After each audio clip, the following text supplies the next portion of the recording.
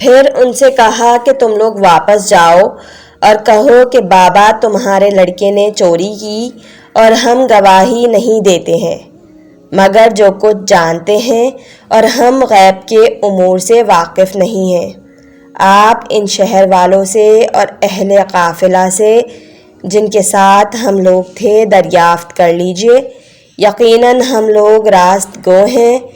چنانچہ برادران یوسف باپ کی طرف واپس ہوئے اور یہودا مصر میں ٹھہر گئے اور یوسف علیہ السلام کی مجلس میں حاضر ہوئے اور بنیامین کے بارے میں بہت بحث کی، یہاں تک کہ آوازیں بلند ہوئیں اور یہودا کو غصہ آ گیا۔ ان کے شانے پر ایک بال تھا، جب ان کو غصہ آتا تھا وہ بال کھڑا ہو جاتا تھا اور اس سے خون بہنے لگتا تھا، اور جب تک فرزندان یعقوب میں سے کسی کا ہاتھ نہیں لگتا تھا سکون نہیں ہوتا تھا۔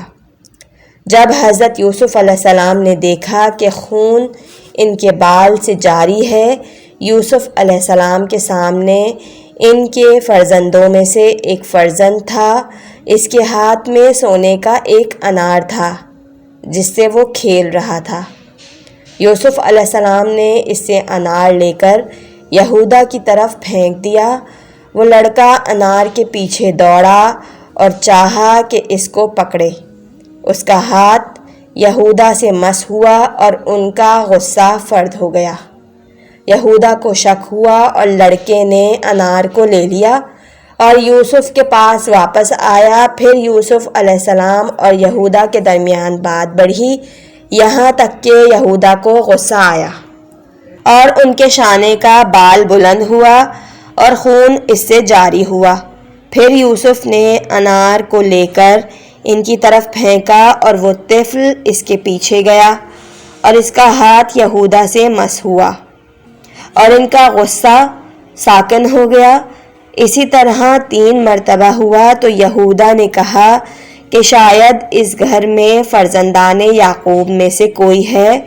جب برادران یوسف یعقوب کے پاس پہنچے اور بنیامین کے قصے کو بیان کیا، فرمایا کہ تمہارے نفسوں نے کسی امر کو زینت دی ہے اور وہ تمہارے فعل سے قید ہوا ہے، ورنہ عزیز کیا جانے کہ چور کو چوری کے سبب سے غلامی میں لے لینا چاہیے۔ میں صبر جمیل کرتا ہوں، شاید کہ حق تعالیٰ سب کو میرے پاس پہنچا دے، یقیناً وہ دانا اور حکیم ہے۔ پھر ان کی جانب سے منہ پھیر لیا اور کہا کس قدر افسوس ہے یوسف پر۔ ان کی آنکھیں یوسف کے غم میں رونے اور محزون رہنے کی سبب سے سفید ہو گئی تھیں اور وہ نابینا ہو گئے تھے۔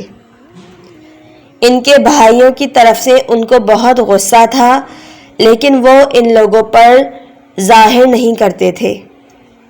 منقول ہے کہ حضرت صادق علیہ السلام سے لوگوں نے پوچھا کہ یوسف علیہ السلام کے یعقوب علیہ السلام کا صدمہ کس حد تک پہنچا تھا؟ فرمایا کہ 70 عورتوں کے غم کے برابر جن کے فرزند مر گئے ہوں اور ان کو صدمہ ہو۔ اور فرمایا کہ یعقوب کلمہ اِنَّ لِلَّهِ وَإِنَّ إِلَيْهِ راجعون نہیں جانتے تھے، اسی لیے وَأَسَفَا عَلَى يُوسُفَ کہتے تھے۔ ان کے بھائی کہتے تھے کہ خدا کی قسم آپ یوسف کو یاد کرنا ترک نہیں کریں گے یہاں تک کہ ہلاکت کے قریب پہنچ جائیں گے یا ہلاک ہو جائیں گے۔ یعقوب علیہ السلام نے کہا میں اپنے غم اور اندوہ عظیم کی شکایت نہیں کرتا مگر خدا سے اور اس کے کرم اور اس کی رحمت کو جس قدر جانتا ہوں تم نہیں جانتے۔ اے فرزند جاؤ اور یوسف اور اس کے بھائی کی تلاش کرو اور خدا کی رحمت سے نا امید نہ ہو، اس لیے کہ کافروں کے سوا اس کی رحمت سے کوئی نا امید نہیں ہوتا۔